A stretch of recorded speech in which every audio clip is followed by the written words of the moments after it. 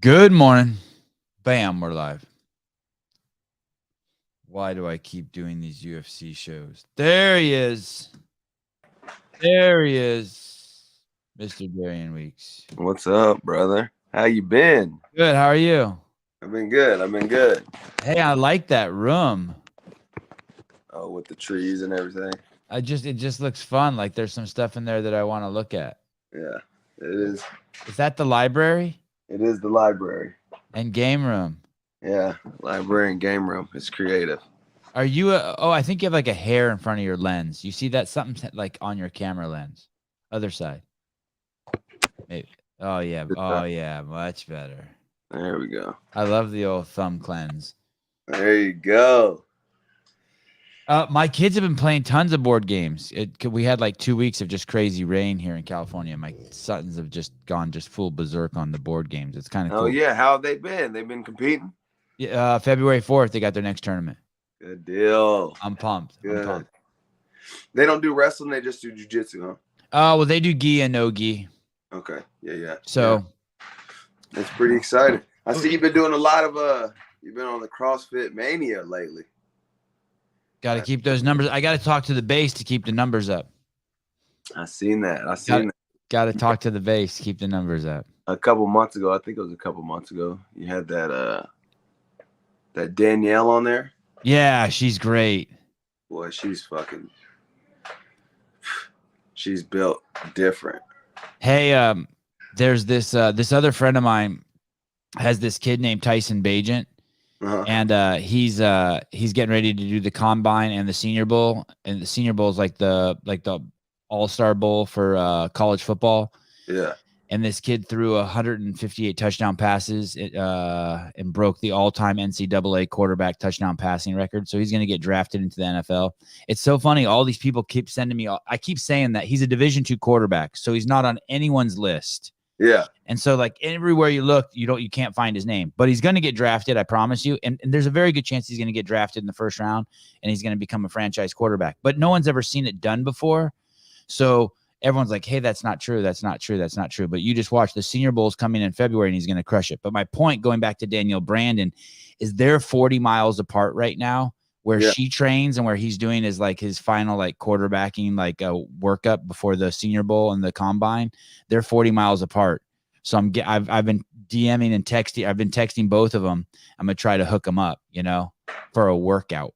Yeah. Right. Well, yeah. Where does she live at? They would make some incredible kids. She's in. He's doing his final training in Fort Myers, Florida, and she's in Naples. Florida. Okay. Yeah. So they're close to each other. Yeah, the Armenian matchmaker. Yes. You're doing some. Yeah, you're doing some. Yeah. Freaking breeding, huh? Yeah. More. I like the kid. I like the story, but I'm telling you, Spiegel. I know it's so hard to believe a Division II kid's going to do it, but don't get it twisted, man. No, I've seen crazier things happen, and especially if he's throwing 153 touchdowns. I mean, 58. He broke the all-time NCAA passing record for touchdowns, and it's like like his freshman year. I was just had his dad on his freshman year in his opening game. He threw 518 yards. I mean, he's just not a normal kid. He's broken every record. So that is insane, especially to do it somewhere like Florida. I mean, they have high competition when it comes to football. So. Oh, well, he played in West Virginia. Oh, okay. Yeah. Sevon, could you win a fight against all three of your boys? I could, but I did for the first time have to tap. My 6-year-old choked me out the other day and I had to tap. And he's like, did you really have to tap? I'm like, well, I could have reached back there and like gouge your eyes out. But like, I had to tap. Like I felt my Adam's apple getting like starting to get like. Oh, he's getting that grip already? That's pretty. Dude, it was horrible. Pretty nutty. I teach a kids kickboxing class. Yeah. And I had a freaking ball last night. I let them do sparring last night. Yeah. They're asking me, can we spar each other? Can we spar each other? They're like from ages like 14 to like 10. So I'm like, yeah, okay, whatever. You can spar each other. And I have this little Mexican kid in there. His name's JR. And he is just a powerhouse. I let him. He's probably like 11. I let him go against this kid who's like 14. He's probably like 8 inches taller than him. Got better reach. And he was just getting in there like Mike Tyson. I mean, and throwing overhands for nothing. He didn't throw one body shot. He was just head hunting. I mean, is there video? I went to your Instagram to see if there's video of the kids. No. Next one I am going to video because these kids, I mean, they get after it. I let them headgear up and everything, and they just go balls to the wall. Anyone cry? Did he make the 14-year-old kid cry? No, he didn't make the 14-year-old kid cry, but I've had 2 girls in there, and they were going super hard. I have this girl, Josie. She did ballet before she came to me, and so she got footwork. Bro, she is just if I can keep her going on this, she'll be the coldest fighter I've ever seen. I mean, she'll listen to me no matter what. I'll tell her to close one eye, stand on one foot, and throw it, and she'll do it for an hour. You know what I mean? And she has just the best footwork and the best movement I've ever seen. And she did make a girl cry. I mean, just straight punches, just going down the pipe. The girl was just so frustrated and just started breaking down in tears.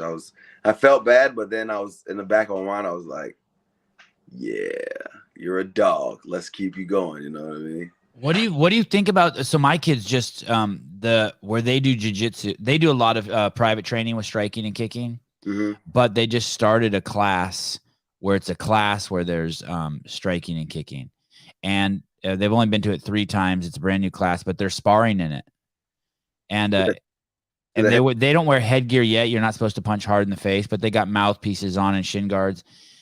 And my 6-year-old punched this girl who he's known for 3 years. She's a gray belt. He's a white belt, but this is obviously the striking class. And he punched her so hard. He got a good, jab already at 6 because he's been taking it. He punched her in the face so hard that her gloves hit her face and she started crying. Yeah. And I looked over at the dad. He didn't like it. Well, I mean, hey, and what do you think about boys hitting girls like that, even in the class? Like, I think my sister doesn't like it. I let them in my class. I let them. Yeah. Is that teaching the wrong thing though? Is that weird? I can't get my head kind of wrapped around that. This is what you're teaching them. You're teaching them to be able to defend themselves against. There's not only a female going to come up and attack them. There's going to be a man going to come up and attack them. So you're teaching them if they can't get hit by a young boy, then what are they going to do when a man is going to, take it? Oh, I get why it's good for the girl, but what about what am I teaching my boy if I'm letting him spar against girls? And don't get me wrong. It's not because I don't think these girls are capable. Yeah. Like there's 8-year-old girls who beat up my 8-year-old boy. No problem. It's not that. It's just that you're checking the long-term effect on your son. You don't want him. Yeah. I don't want him to get into Dana White situation. Yeah. I'm not hating on Dana, but it would have been so much better if Dana just would have run away. Yeah. I'm not hating on him, but dude, in that situation, I will say he is not getting as much back flack on that situation I thought he would. He's good. He's good. He skated away. It's over. He skated away. Did you hear the interview he did? Yeah. Yeah. He said, "What are you gonna do to me? You can't do anything to me. You can't take me away from the UFC because it'll fail. So, I'll just have to be embarrassed." I'm like, what? You slapped her twice. But it is right. It's like, yeah. What are you gonna do? What are you gonna do? And I just it's so funny that there as a society, what more do we want? What do we want from him? You know what? Danielle Brandon was on here a couple weeks ago, and I asked her. I said, "Hey, let me show you this video." And we showed her the whole video of the fight, and she goes, "Equal rights, equal fights." Hey, that's what I said. I was like, "Damn, you're gonna get us canceled." She's like, "Hey, dude, don't fucking hit no one unless you're ready to get cracked." I mean, and I've seen instances like that. That's way worse.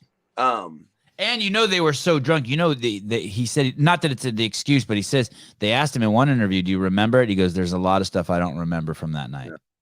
Yeah, and I mean, this is just the thing.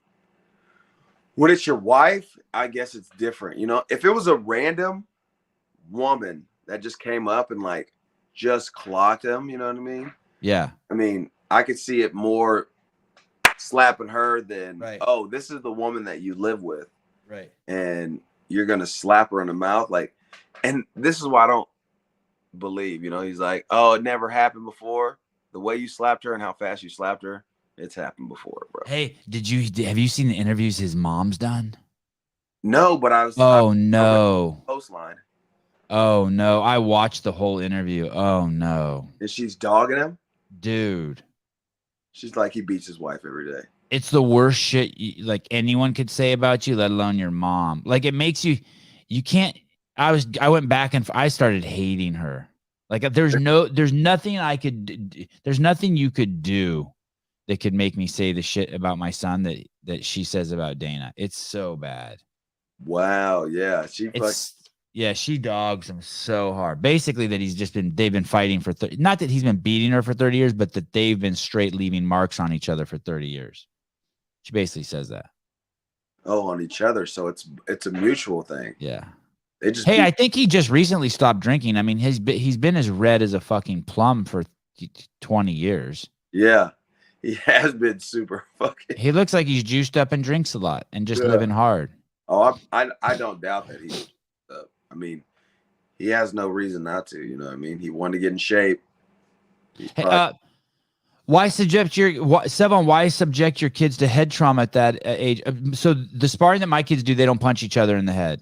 If it's just tapping in the head.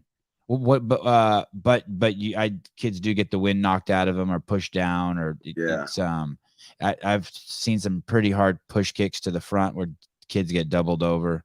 I have one kid that he's about 9 years old. He does not want to spar anymore because he took a just straight uppercut to the gut. And I mean, he was curled up in a ball. And every time we spar, he's like, I just want to go home. So I just do like some little side play sparring with him. But yeah, kids need to learn this. I mean, kids are fighting sooner and sooner in school every day. You know what I mean? Kids are getting picked on. Kids are getting jerked around. I mean, do you want your kid to be the guy who's crying in the principal's office, or you want the kid to be like, well, he shouldn't have messed with me, and the one who bloody the other kid's nose? It's apples or oranges. If my kids do this until they're 16, and it's dogs. It's 3 blue belts and who have 10 years of striking and kicking under their belt. Dogs. Will be a horrible situation for anybody. For anybody, man or woman. Yeah. So I don't know. But no, I don't want any head trauma for my kids. I don't even let my kids do skateboarding every single day, and they're doing big drop-ins now, and that's what scares the shit out of me. I don't want their head to get rattled. Skateboarding's never been my forte. I've always busted a face open or anything doing skateboarding. They're pretty good. You should videotape them and put it on your social media. I do. The skateboarding? Yeah. Oh, nonstop. Good deal. Yeah. Nonstop. Here, I'll show you something real quick. What do you think about, while I pull this up, what do you think about, God, there's so much I want to ask you about. I'm tripping on Ngannou. Like in a good way. Yes. Like in a good way. I'm like happy for him.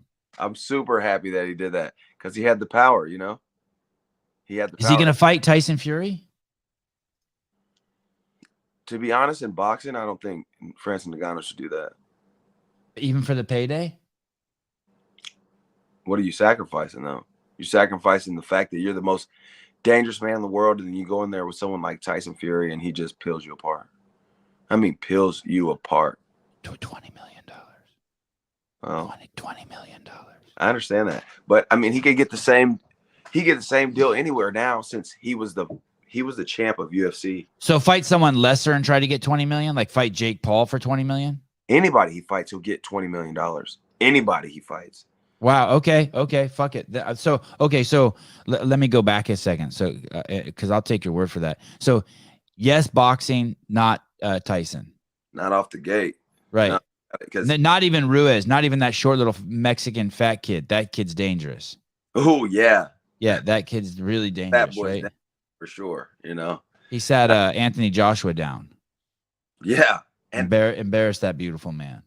And it's I don't know, it's different with boxing gloves, but still, I mean, I think boxers can take punches not to say Francis Ngannou couldn't knock somebody cold out, but he just don't have the technique they have. You know, they'll get picked apart easily.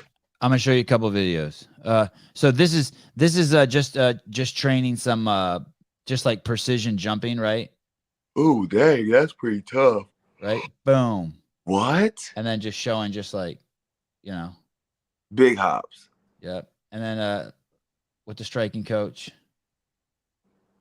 Oh, okay. Oh. Right.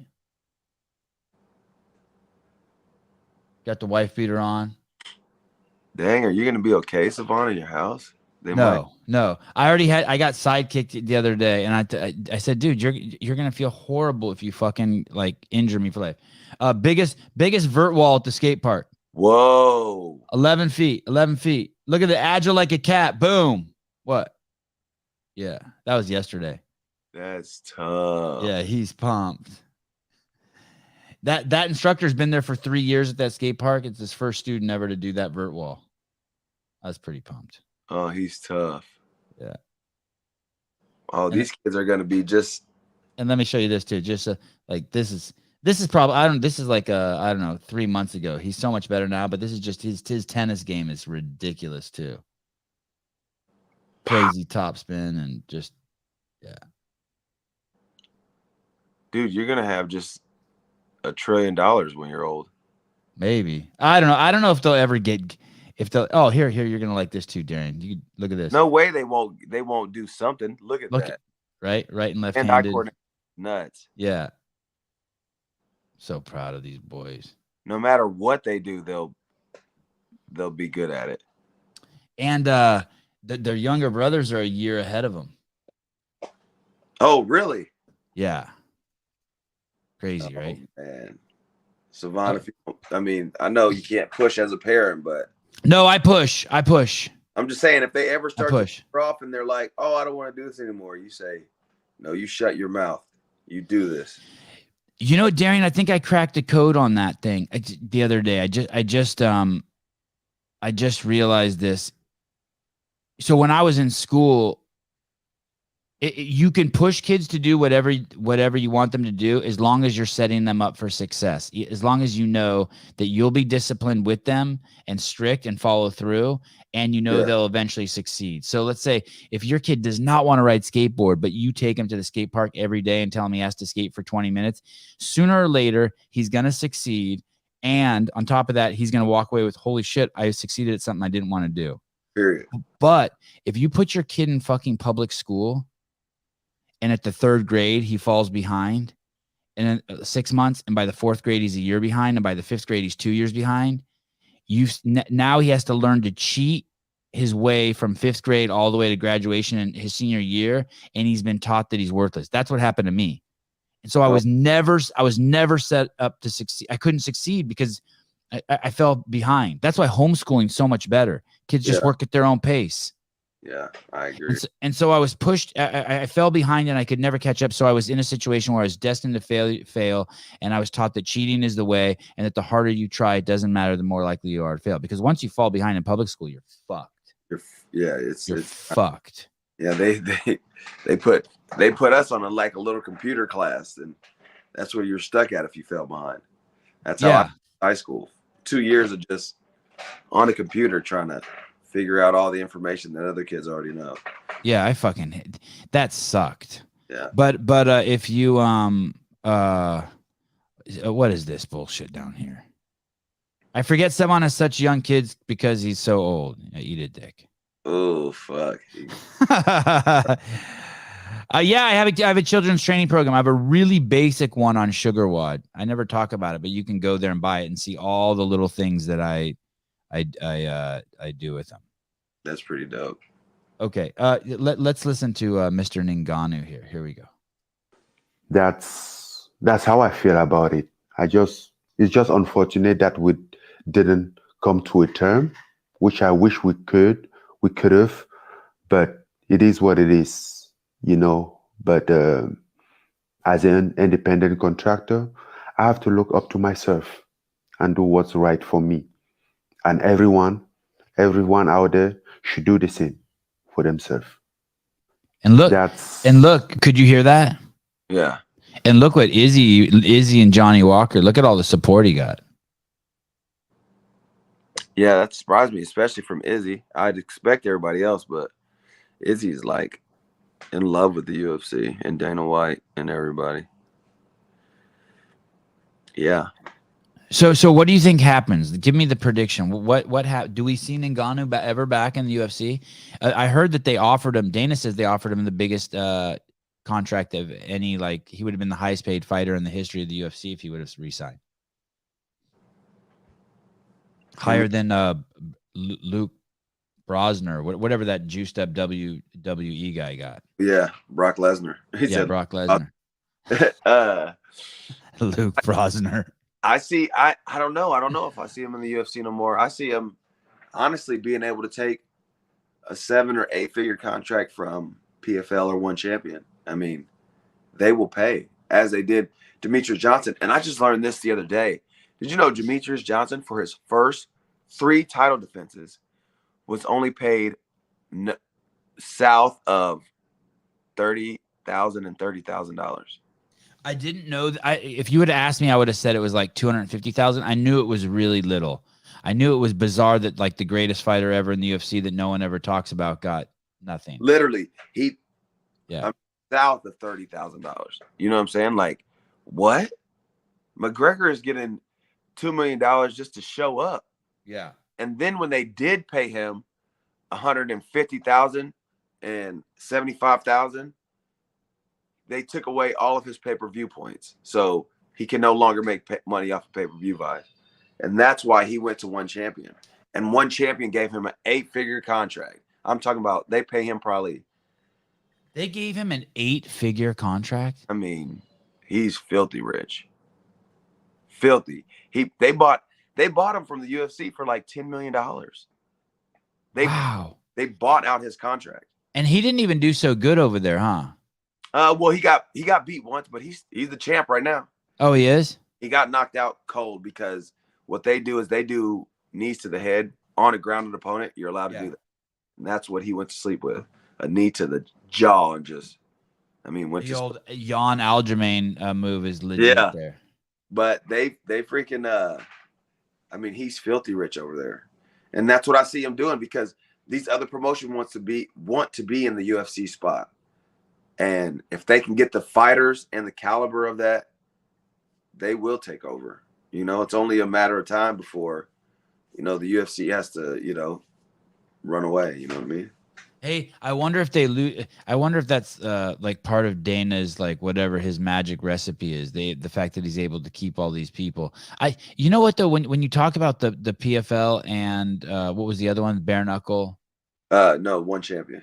What? Yeah, but I thought there were 2 that you mentioned in the US. Anyway, or even Bellator. The promotion is so fucking like there's no hype. Yeah. It's already so hard like finding hype about the UFC. It's so hard finding hype about Bellator fights. Yeah, when you talk to other people around, they don't even know what these other promotions are. Right. Right. You'll talk to a normal person who's not in the everyday fight scene, and they don't know what PFL, they don't hardly know what Bellator is, they don't know, but you say UFC and everyone knows, what I mean? And that's what these people are chasing to get after. They're chasing to be that spotlight. And all they need is people like Francis Ngannou. Everybody knows who Francis Ngannou is. He's a big African strong man who knocks people out. Bet you put him in PFL, now PFL has the big strong African guy, you know what I mean? So now everybody's tuning in to see what happens. So it's why do you think Ngannou's so good? He's from Africa. Shit. I don't know. I don't know. He's just built different. Look at him. He's just built different. Did you see him? Have you seen that video where he's back at home in Africa? In his mom's house, dirt floor, eating out of what looks like a freaking bowl carved out of wood. No, but I believe it. I mean, you just look at this. I spent a lot of time in Africa, probably at least 6 months of my life, and this is the scene there. Yeah, I mean, they nailed it. This is like just how people hang out. I mean, you don't see everyone jumping around like that, but like just kids hanging out and playing, and everyone's barefoot and shirts off, and and just built different, you know. Yeah. And I mean, maybe that's why. I don't know. It's just genetics. It's just like another Mike Tyson. You know what I mean? You're not gonna run across these guys, but once in every 20 years, and he's it. I wonder how much of his success. How about this? This is a great idea by Tyler. I'd pay money to see a Ngannou fight Hafthor. Oh yeah, that would be. I'd pay money for that too. Yeah, he kills Hafthor, right? I think so. Yeah, I mean his touchability is just insane. What's that mean? Touchability? Like he only needs to touch you. I've seen him throw 4 punches, miss all of them, and then maybe scrape by with just by the chin on the 5th, and the dude's asleep. It's against Rothshire, that other African guy he went against, that Rothshire guy. I mean, put him to sleep with. He barely touched him, and I mean, put him to sleep. I remember his early fights like that. Like, yeah, basically he had the touch of death. Literally, you're dead. You're done. Yeah. I give him props. The only person who was able to survive it was, who's that firefighter? I forget. Yeah. What's his name? He was supposed to be in talks of fighting John Jones too, but he didn't. He's running his mouth a little bit. Miocic. Miocic. Yeah. Stipe, yeah. Yeah. And you know, Derek Lewis got a win on him, even though it was, I mean, for 5 rounds they just walked around, no punches thrown, but both of them were scared to death, right? Derek Lewis has lost like 40 pounds walking around. In that fight, or just in general? Like lately, he's like, he got skinny, almost skinny. Yeah, he looks super damn thin. Yeah, I was like surprised. Got into meth, or he's working out? Oh shit, I hope it ain't meth. But maybe he's taking his workout seriously. I don't think he's taken one fight camp serious since he's been in the UFC.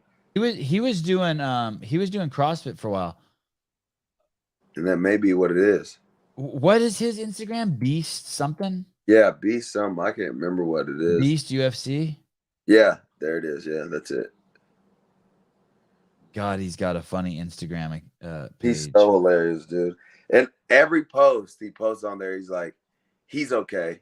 That's all. That's all he posts. Hey, he does look. He's not standing here, but he looks great here. Yeah, and there's a picture that surfaced online that was like, he looked skinny. I mean, you could probably just type in Derek Lewis freaking loses weight, and the picture will pop up. Skinny Derek Lewis. Skinny Derek Lewis, yeah. Let's see what he's got here. Okay, this is one of those. He's okay. You think a car drives into the window? Something happens. Something fucked up happens. He has the fucking best. I guess you need the audio for that one. Maybe not. Something's gonna come through that window. I feel like, oh shit. I don't even know what's in there. Oh, this guy's just losing his shit. Oh, there's a squirrel in there or something. Oh, damn. What's this thing with the titties? Hooters waitress caught dipping hot wings in her vagina. No shit. Shut the fuck. Look at that. He's such a filthy bastard. Look at him. You know what I saw the other day? Huh. I saw something called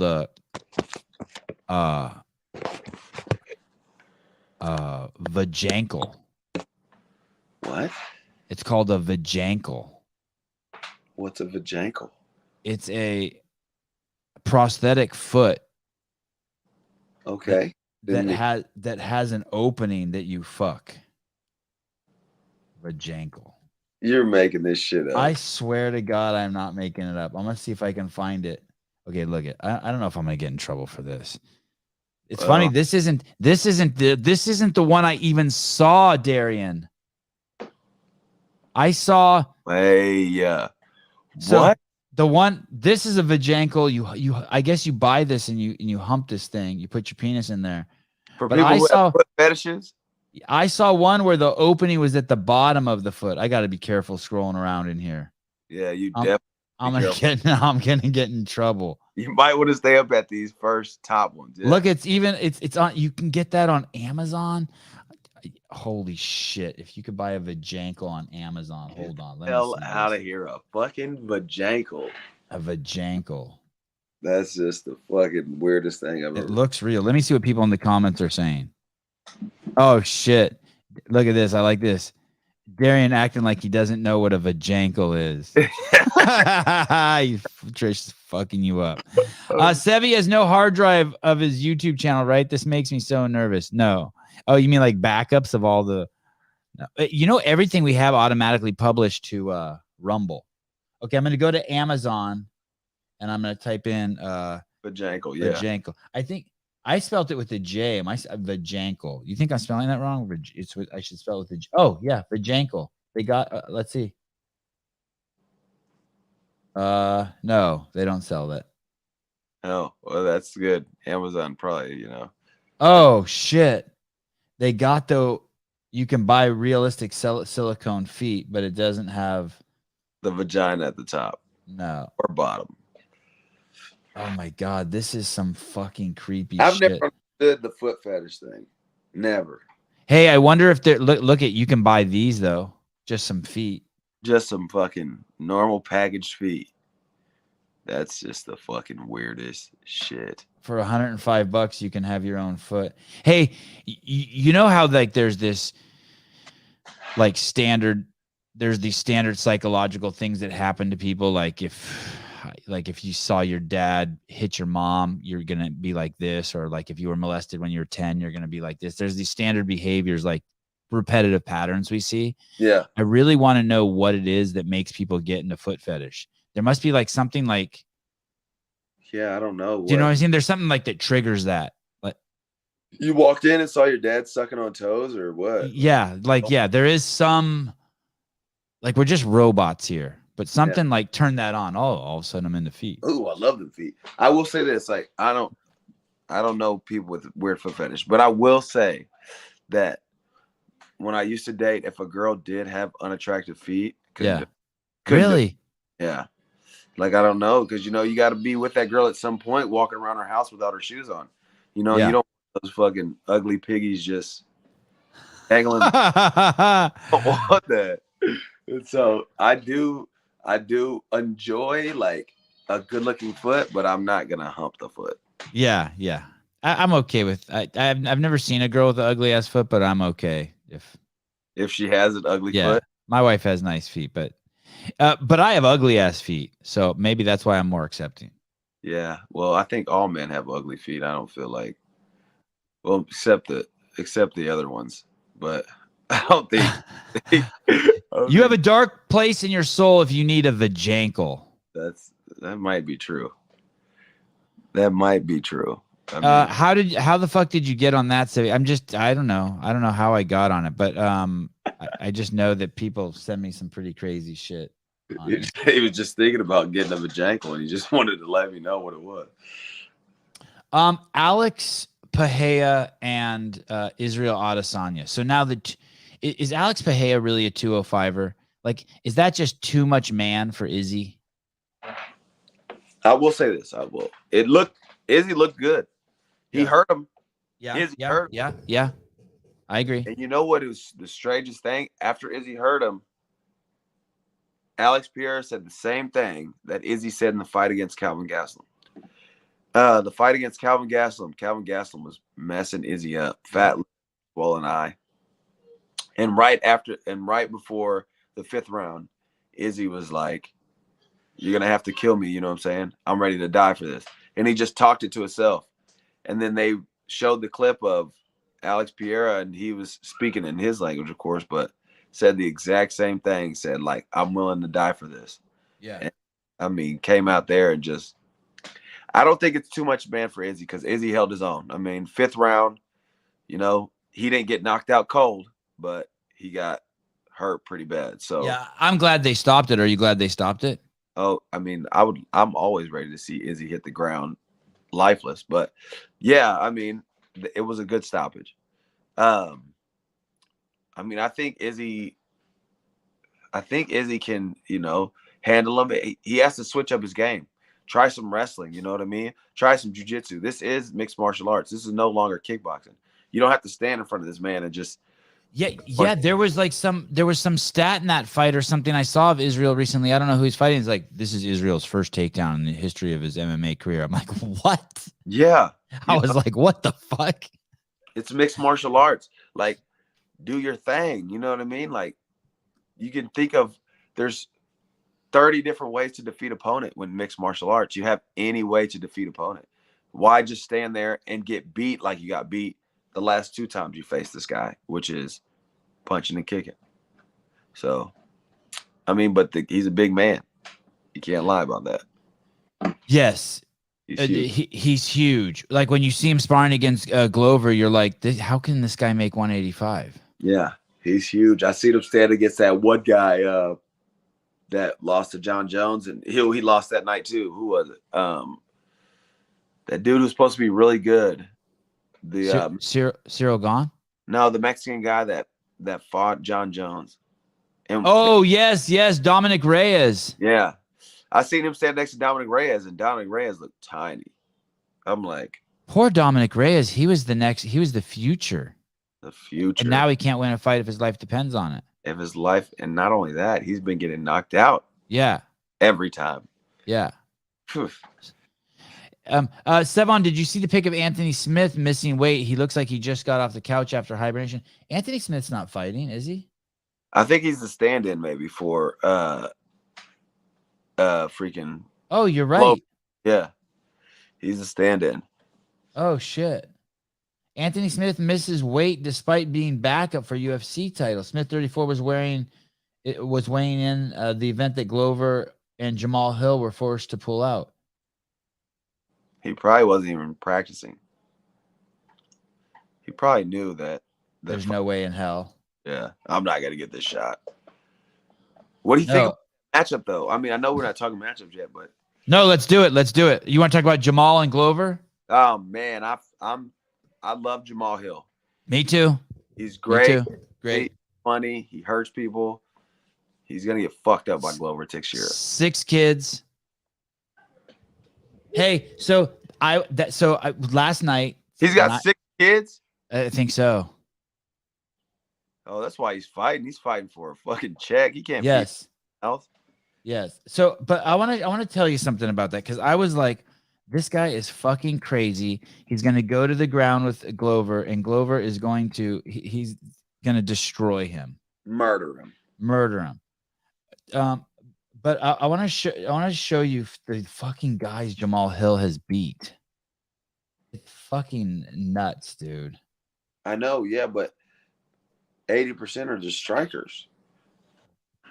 Oh, Thiago Santos and Johnny Walker. Now I know Johnny Walker's like one of the deadliest guys in the UFC, but he's also hit or miss. He's got a little like ever since he fucked his shoulder up, he's hit or miss. Yeah, from doing that worm shit. Oh shit, and you're right. Paul Craig beat him. Yeah. And Paul Craig only has one move, the triangle from his back. And I'm telling you right now, like countless fighters have said, Glover has the strength of 10 men on the ground. I mean, I've never seen anyone. I've never seen it. And the only person who survived I've seen underneath him that I've ever seen was Jan. Yeah. The guy Projokovic or whatever, the guy who beat him in the 5th round.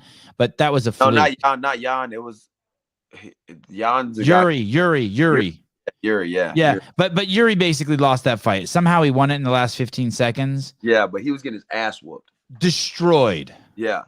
And so might have well been dead. This is just a new boundary for Jamal, because I've seen Glover get hit a million times and never looked like he was going to get knocked out, like, and not to mention the last time he fought Anthony Smith, he knocked all his teeth out. Yeah. Like, this is the man you're going to have on top of you, and so, I mean. Hey, did you remember when he fought John Jones? The beating he gave John Jones and John Jones survived it? Yeah, I do remember that. They beat the fucking dog shit out of each other. And that was back in freaking. That was what 2013 or some 10 years shit. ago. Yeah. Yeah. You know, like, gosh. I mean, maybe Jamal Hill is. He definitely has a competitive spirit of John Jones. I'll give him that. He competes until his very last breath. He goes up against some tough guys. He beat Thiago Santos, which, you know, Tough guy. Johnny Walker, I'll give him Thiago Santos, you could argue beat. There's people you could argue that beat John Jones, and Thiago is one of them with that fucked up knee. Remember when they fought? I'll say he was getting some good shots on John Jones, but he hung in there. After the second round, he was toast, pretty much fucked. So, I mean, I feel like I've seen people hit Glover, knock him out. He falls on top of you, and then when he comes conscious 2 seconds later, he kills you. I'm not even joking. I feel like I've seen that in some fight. Like someone punched him, and he kind of was knocked out and fell forward and grabbed the guy, and then that was it. Dude, and I mean, he's just a different breed. No, Sevy, would you let your boys be fighters? Absolutely not. Why? No fucking way. Why would you? Because I don't want them to fucking get brain damage. No, you don't get CT from fucking UFC and MMA sports like that. You don't get I didn't know that. Okay, yeah, sure. No, are you fucking crazy? Of course you do. Look at the first thing that happens when you get fucking brain damage is you start saying you don't get brain damage. Oh, shit, I'm already in it. Okay, talk to me. Really? You think the UFC? You think it's okay? I'm saying the reason that boxers get this is think about what they do to them. They let them get knocked out and they stand them right the fuck back up. Yeah. And let them get knocked out again. You can get as knocked out as many times as you want, as long as I can stand you up in that 10 seconds. Right. And you can put your hands back up. Right. Okay, that's brain damage. In the UFC, most of the time you see them, they'll get hit hard. And if they aren't defending themselves within 3 seconds on the ground, they call it. You know what I mean? So you don't get the repeated head trauma to it. You know what I mean? It's way easier for a boxer to do just because. Here's the thing. What about like those Holloway fights? Yeah, shit. I mean, but how often do you see those? You know what I mean? Well, you don't, but every single one of his fights. Like he's had 5-round fights where you just are just like, should I not watch the UFC? Am I supporting something that's not good? Like you just can't even believe the beatings that people are taking. Yeah, I'll give you that. I mean, yeah, but I mean, look at what your kids know. They could just take someone to ground easily and just choke them out. They can, you know, they could be a Glover where they're like, I'll just guard my head and I'll just make sure I murder this guy on the ground and we're good. You know, it would be so stressful to see my kid fight. What would you do if they were like 18 and they're like, yo, Dad, I'm doing an MMA fight? I would support whatever. Yeah. Like when I God, I hope they're not like, hey, I want to chop my penis off, but whatever. Like, I'd pretty much support whatever. Travis, would you go to Baltimore? Yeah, that's a good question. Would I rather have my kid be a UFC fighter or live in Baltimore? That's a tough fucking. Yeah. That is a tough one. I would say UFC fighter. Fucking Baltimore. What's happening to some of the cities in this country? How's your city? Your city good? My city's all right. Yeah, it's not. I mean, I live in a small town, so you know everybody knows who everybody is, and they don't really try to kill each other. So that's. Yeah. Hey, Bill's coming over. Lock your bike. How come Bill's still addicted to heroin a little bit? Lock up all this shit like that. You know. Yeah. Like, oh yeah, okay, we understand. Yeah, just exactly like that. Yeah. These two guys are going to give each other brain damage. Brandon Moreno and the God of War Figueiredo. Most definitely. Which Brandon Moreno had to switch up camps lately. Oh, because of poor James Krause? Wow. Hey, do you have any insight into that? Let me paint the picture for you guys. So there's this guy, James Krause. He's been on the show before. I fucking loved him on the show. Like I wanted to be best friends with him. Yeah. And he came on the show, and then I think he got a divorce from his wife. Then there were rumors that like he was banging Laura Sanko. Which she never even brought that up, bro. She was like, she commented nothing. She was silent as a fucking mouse. Good. Her husband probably doesn't like that. She's married?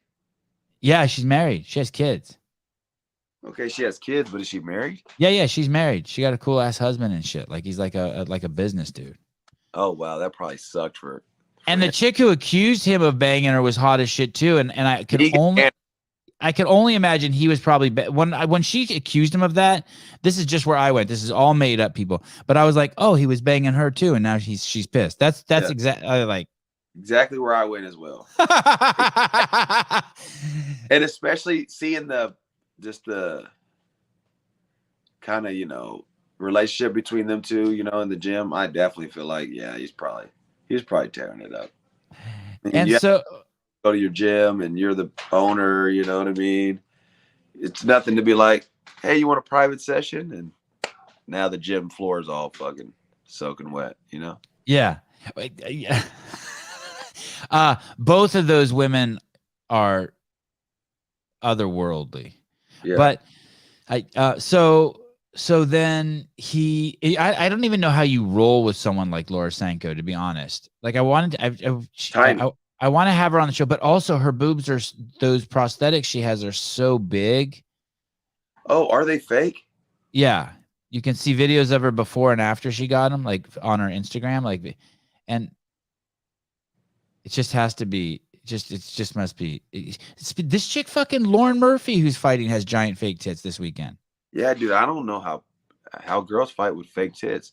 First of all, for one, now you have to cut even more weight than you had to before. Right. You got weight that doesn't move, You got these fucking 6 pounds that's just like, we're here to stay. Yeah. Hey, dude, does anyone ever talk about that? I've never seen the UFC shows talking about that. No, I never. I may have seen them comment on one with Shevchenko, or not Shevchenko, but Joanna Jacek. About them, yeah. She did that, you know what I mean? She kind of looked like a malnourished human being, and I'm not a big proponent of fake tits, but those actually helped her, I think. Helped her out, huh? Helped her keep her women physique. Yeah, she's a trip. They look real? Are you fucking kidding me? These look real to you? Are you out of your fucking mind? Right. Yeah, the one with the stripes don't. Yeah, they don't look real. And by the way, this might be one of the best UFC commentators too. I fucking respect her game like a mofo. Yeah, she's cool. She does LFA sometimes too. She does? Yeah, she commentated on my first LFA appearance. Oh, that's cool. Yeah. She's fucking legit. She knows her shit. Yeah, she does. She rolls. I've seen this video.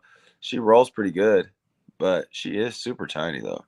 And I don't think she fucked her way to the top. Like her career looks like she worked her ass off to get where she's wanted to go. Oh yeah, I think if anything happened with her and James Krause, I think it was just from knowing each other. You get that. Oh, I've known him for so long. And it's just a slip up. I don't definitely think she fucked her way to the top at all. Let me but I mean even with the UFC. Like no, you could just tell she. Yeah, that's what I was saying. I don't think her having a little intimate relationship with James Krause meant that she fucks her way through everything. Right, yeah, right. I don't think she fucked Dana either. No, who knows? Okay, fair. That's fair. Yeah, well, yeah. And even if she did, I still think she's got the chop. She's one of the best commentators out there. She should have the job. Yes, agree. Yeah, thank you. That's what I meant. Okay, I don't even know what this is, but just anything with Nate Diaz and a chick with hot chick with giant tits is fun to watch. So let's just watch this. You're the only person I've ever surrendered the mic to. He didn't say that. I said that. I was just talking to whoever was in front of me, and Tommy Lee was having to be there. I feel weird. Never. Thank you very much. Guys, we'll see you at UFC 280. Talking about this fight that we just had? Yeah, the one we just had. I keep backing up. I know. You're hella close. I know. We're the leg kick. Please, dear God, don't punch me. I'm gonna grab you again. Get over here. Get over here. Get over here. Oh, you can. All right. You know what? You're the only person I've ever surrendered the mic to. I don't understand a fucking word of what's being said. Not at all. But yeah, I don't know. Does Nate Diaz speak English? He speaks gibberish for sure. That's that freaking CT language. No, that's fucking marijuana language. Oh, you think so? Yeah, he just smoked too much. Yeah, smoked too much. Sorry. One more look at Laura Sanko. Oh, at least they move naturally though. Yeah, look, her strap fell off her shirt. Yeah, I fell off, I'm sure. Oh, and she, She's doing video. Oh, she's breaking people. yeah. This move's called the Executioner. Oh yeah, that's pretty fucking dope. I'm gonna try that on someone. Hey, what's going on with your training? Just been training like a savage. You are? Yeah, I've been training nonstop. I got a lot of new programs. I released my management team lately. Why? Because you don't need them? You're fighting with them? We just, we weren't on the same page. I mean, they're not bad people. They're a great agency team. They just, we weren't on the same page. The 3 losses maybe got to them with me. They weren't getting back to me like I wanted them to get back to me. We were miscommunicating, but I just been, trying to stick to everything I'm trying to do. Yeah, that has the weighted vest and the bands on. I just try to fucking go crazy with that. Hey, are you doing this thinking that maybe that you could get called up to do a fight? I'm ready. You know what I mean? Like ready and willing anywhere to get called up to a fight, not even just, not even the UFC. If the UFC was like, hey, we need you. We had someone step out. You're still fighting welterweight. Yeah. Well, I mean, I've thought about 185 too, because I'm waking up around 202, 204. Holy shit. Normally. You're a big dude. So now I was actually going to do a fight at 205 in Florida, but I told him, money talks. If I'm going to do a fight at 205, I need some bread. We seen what 205ers look like when they come back in the ring. Right. So, I mean, I said I didn't mind, but they didn't want to pay me what I wanted to be paid. So I told them I just can't, we'll just have to wait for another time. So, I mean, I'm training hard. I do have a jiu-jitsu match in Kansas City, April 1st. I'm trying. Against who? With who?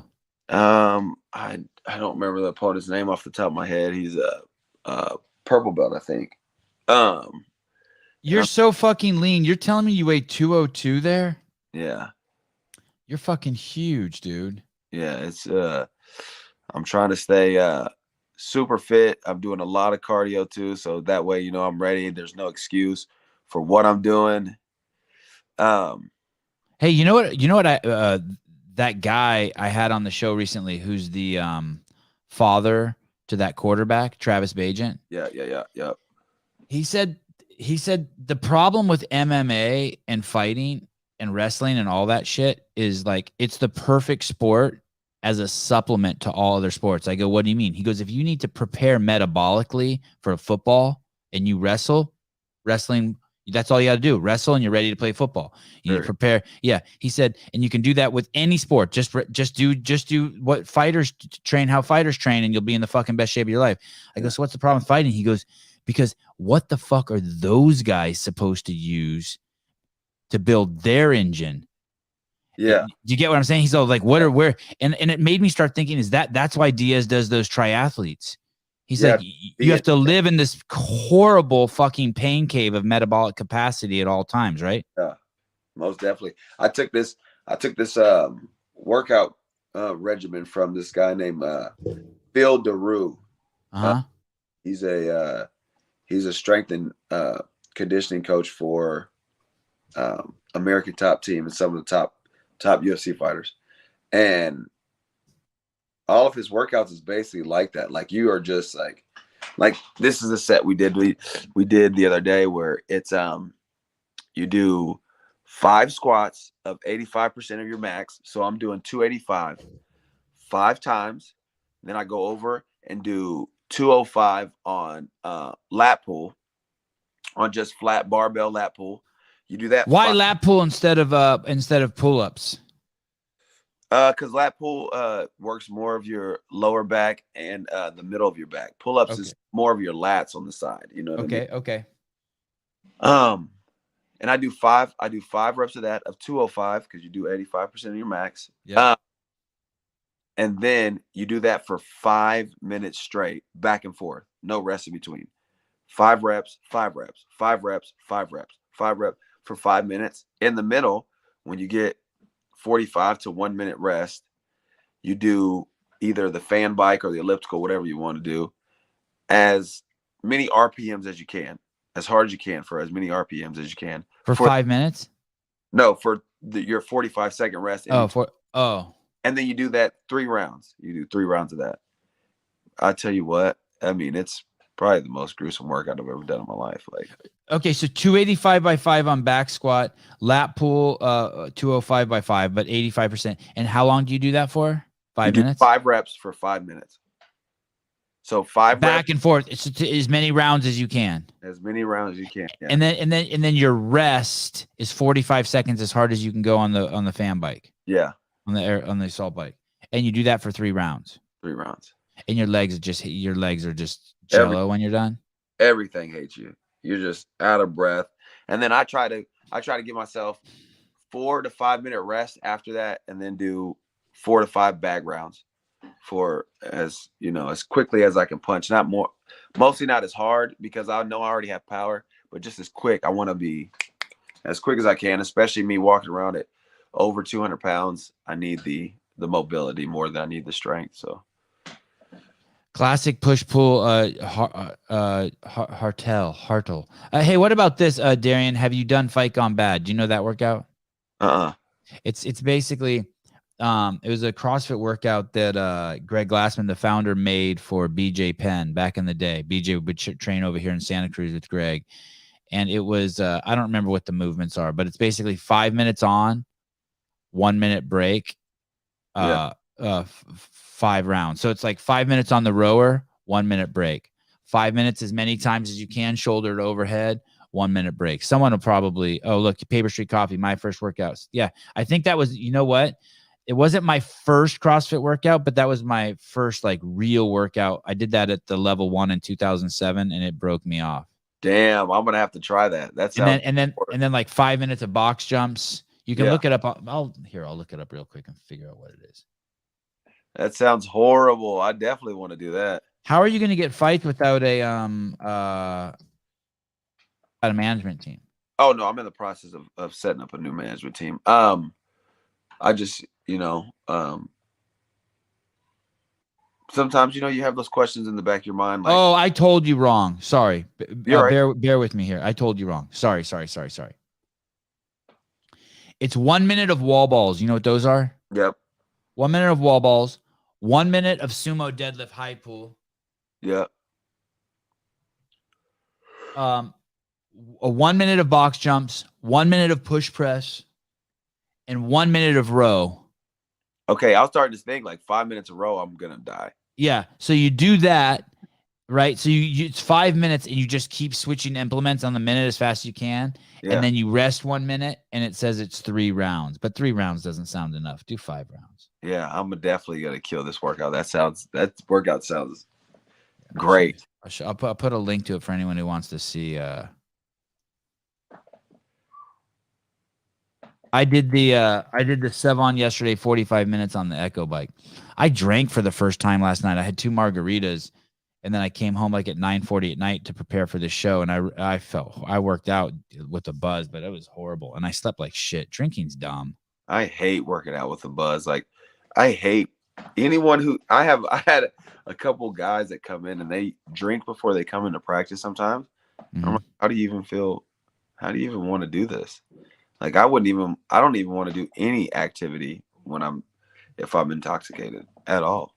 I had to, but yeah, I just hate, I don't know why I think I'm getting old. Sevon lifts weights once a week. No, listen, if I leave the house, the other day I did 30 snatches with a 50-pound dumbbell just before I leave the house. So I got some like swole in my arms just so I look good, just in case someone's like, hey, that's a cute old man.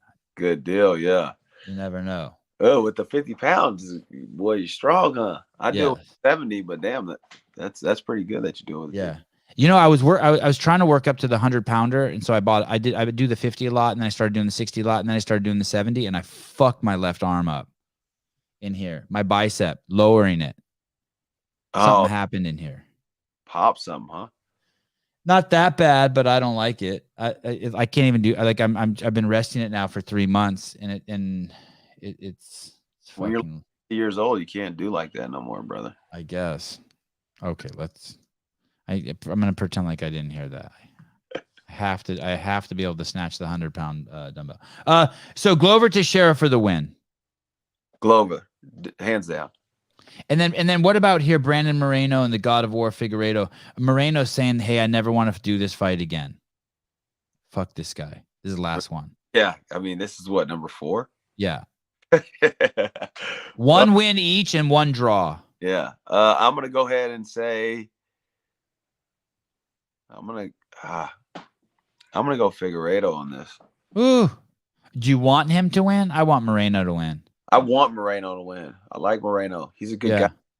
You know, I mean, if this is going to be the last fight, you know, he's saying he's never going to fight him again. I mean, and you don't hear Figueiredo saying that, you know, Figueiredo might want to fight him, you know, 5 more times. So I'm going to take the guy who's, you know, not worried about who he fights, how many times, you know. So I'm going to go Figueiredo. Hey, it's a trip that these guys are miniature And just dangerous. And it's kind of weird when you see miniature guys like getting so much hype. Those are going to be your kids. I mean, basically. Yes, you're right. Yep.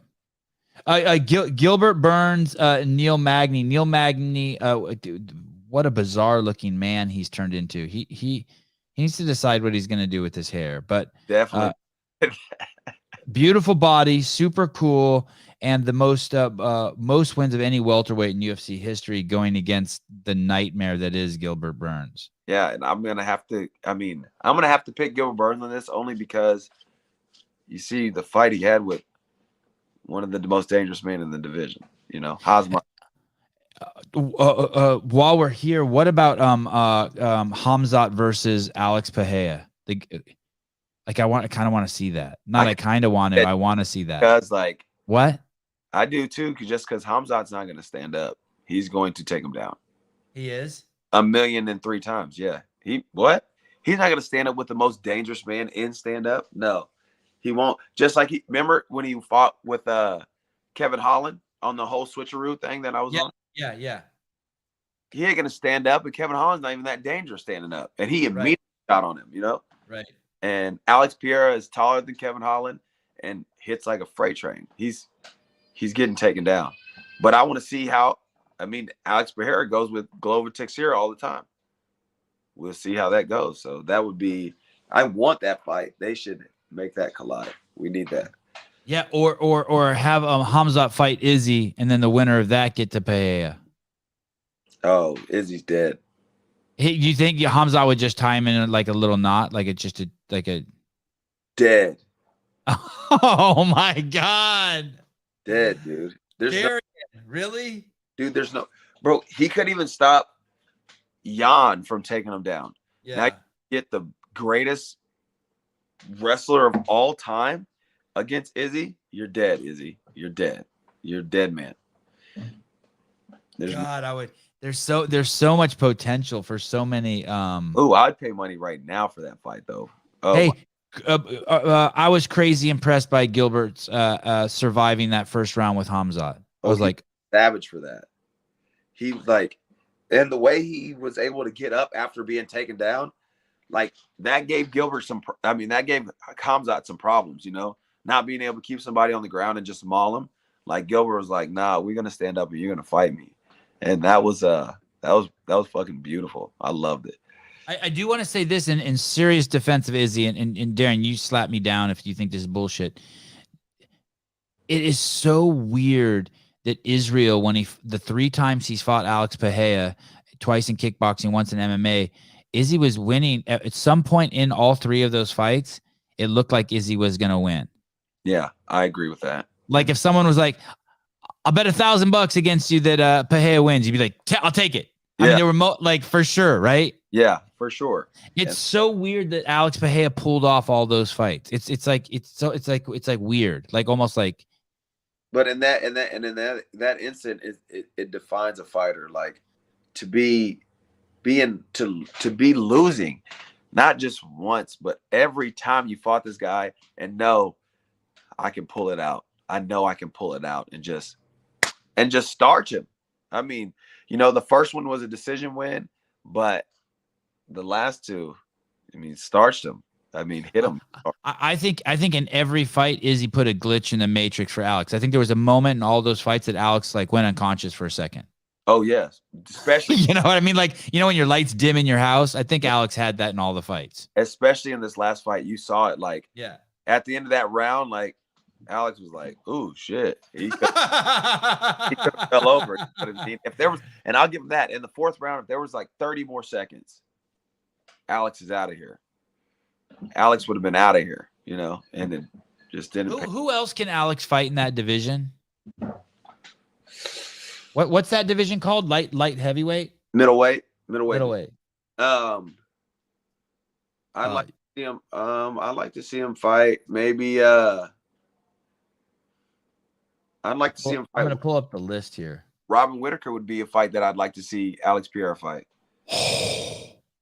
That would be awesome. Oh, Alex could. Robert Whitaker could be a problem for him. Yeah, I wouldn't.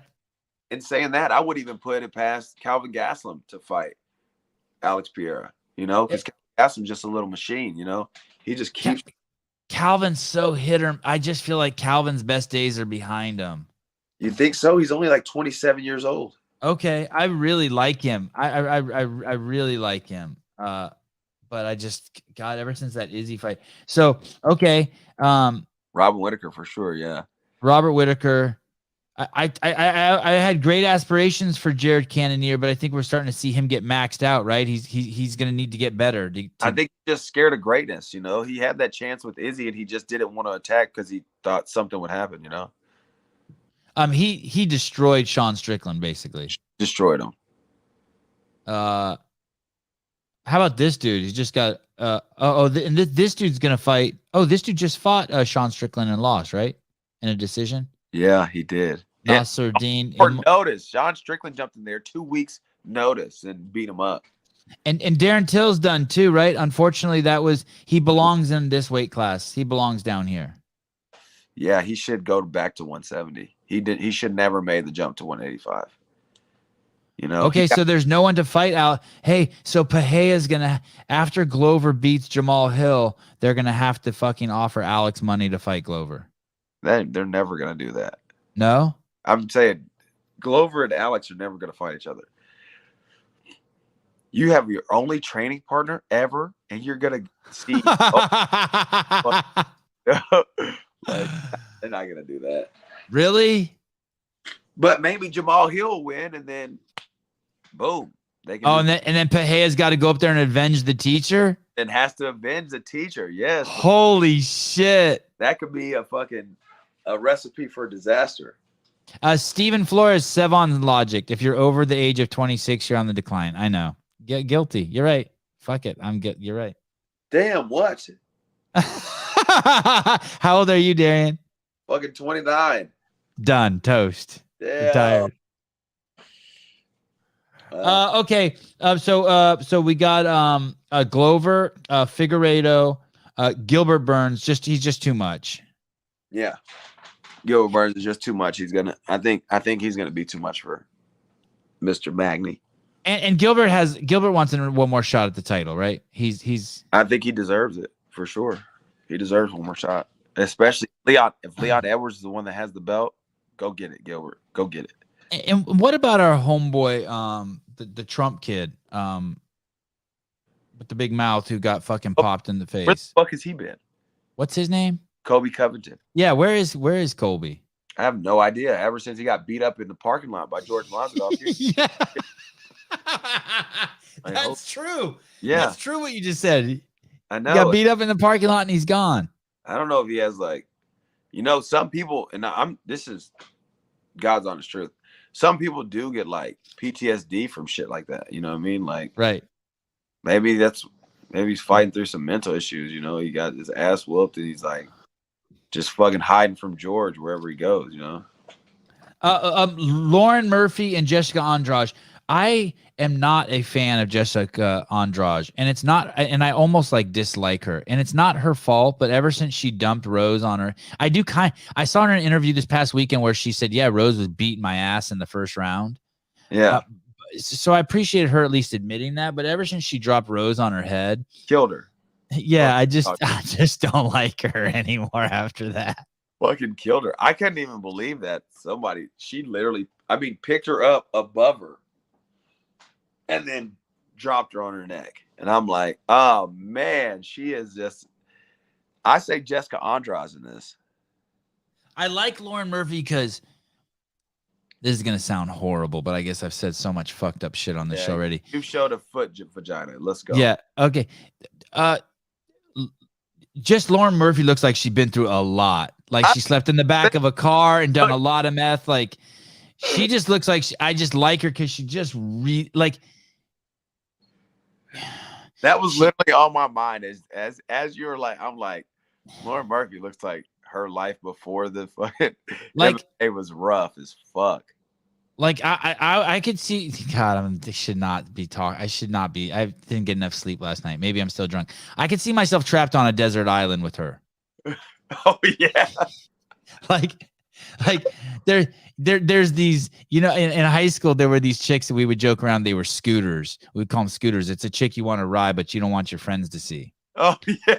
And I don't know why I even spoke like that. I didn't even lose my virginity till I was 18. But she's like, there's something about her that's so endearing, but yet she got like hit with the ugly stick. But she's hot, but she fucking done too much meth. Like I don't know what it is, but she almost doesn't even look human. Yeah, something happened. Something. Yeah. Yeah, I agree. I mean, I get the same vibes when looking at her. I'm like, there's something. You had a very hard life before. Yeah. You're like, your meth life was harder than your UFC life. That's why she did not scared of any battle. Fuck, Jessica Andrade, let's go. Ain't nothing like getting meth at fucking 3 a.m. Let's get it. Oh shit! We had this guy on the other day, Tommy G, and he goes into all these crazy places and interviews in all these dark situations, right? Like cartel members, prostitutes. He's always interviewing the craziest people, and he says Laura Murphy looks like Tommy G interviewed her. That's some good inside Sevon podcast humor. Wow, that's fucking great. Okay, so who wins this? You say you got Andrade. I probably got Jessica Andrade. She's so fucking strong and powerful. I mean, I think Lauren can. I guess Jessica's gonna have to take her down because I think Lauren can just stand up and just like fight dudes and shit. Oh, really? I think so. Yeah. Oh yeah. Then I'm excited to see that fight. Yeah, I think she. Yeah. And then anyway, maybe there'll be a wardrobe malfunction. Who you got hit or miss on this one? I know he's good, but how good? I really wanted Johnny Walker to be a champion someday. Me too. I thought for sure he would John Jones before John Jones left the 205 division, but that didn't happen. This is how I remember this, and you tell me if it's right. But Johnny Walker was like the next fucking great thing. He was fucking so long, so savage. The levers, like even crazier levers than like Alex Pajea that we're talking about. Like you just couldn't even believe he's a man. He's more like a praying mantis.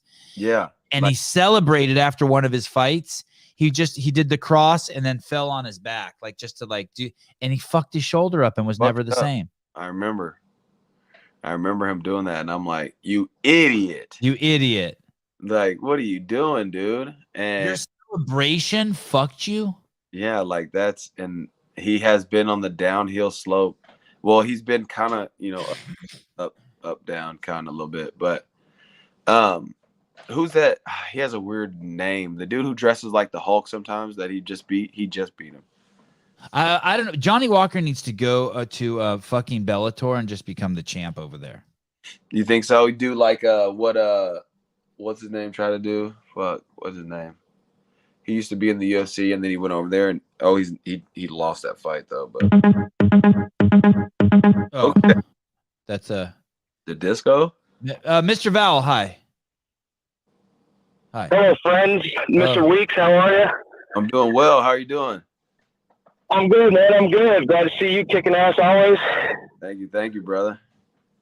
Look like you're training hard. Sorry to interrupt. I just didn't want you guys to get away without the honorable mentions of the card. Okay. We got Mauricio Shogun Hua, a legend, who's capping off the prelims. Oh yeah. Oh, I didn't. Mr. Val, hold on one second. I want to look. I'm looking for this. Oh shit! He beat that guy, the Russian-looking dude. You're saying Johnny Walker, Ion Kudalaba. Kudalaba. Yeah. Hey, that's in the fight before that. He lost to Jamal Hill. Yeah. And Thiago Santos. But you're right. That's an incredible win over Kudalaba. Yeah. So. That's no joke. Okay, Mr. Val, sorry. Go ahead. Okay, I'm going back over to the card. Where is this? Shogun Hua? I thought he was not even alive. He's still in dirt, but he's still in the. Where do I go? Early prelims? No, prelims. Just the prelims. I think he's oh shit! You're right. Yeah, that'll be nice. Yeah, absolute legend. Not sure if I want to see it. I don't know. I don't know how well he's going to perform. I know he's not he's old, but he's not as good as Glover, obviously. And yeah, you kind of hate to see it sometimes. I think he still may do good. To be honest, I didn't even know he was still on the UFC roster. I mean, I haven't seen him fighting over 8 years. I think 10 years. He's 41, dude. He's 41. Yeah. Younger than Glover and Savon. Yeah, right. Thank you. Well said. Hey, who else, Mr. Val, do you think deserves some love? Well, Terrence McKinney, he's way down in the early prelims. I think. Terrence McKinney. Yeah. At 3 p.m. Yep. And Terrence McKinney, man, he started dropping ever since that Drew Dauber fight. They expected this kid to be fucking non-touchable, and then Drew Dober came in there and just fucking wrecked him. And he hasn't been the same? No, and he's just been – well, they haven't put as much hype on him anymore after that, you know? He's the one that said – I think the Drew Dober fight, he didn't lose any stock. In my book, anyway, Dober, before level versus Terrence McKinney, I mean, that's what got him. Dylan, you're breaking up pretty good. You're breaking up pretty good. Where are you at? You somewhere between West Virginia and fucking nowhere?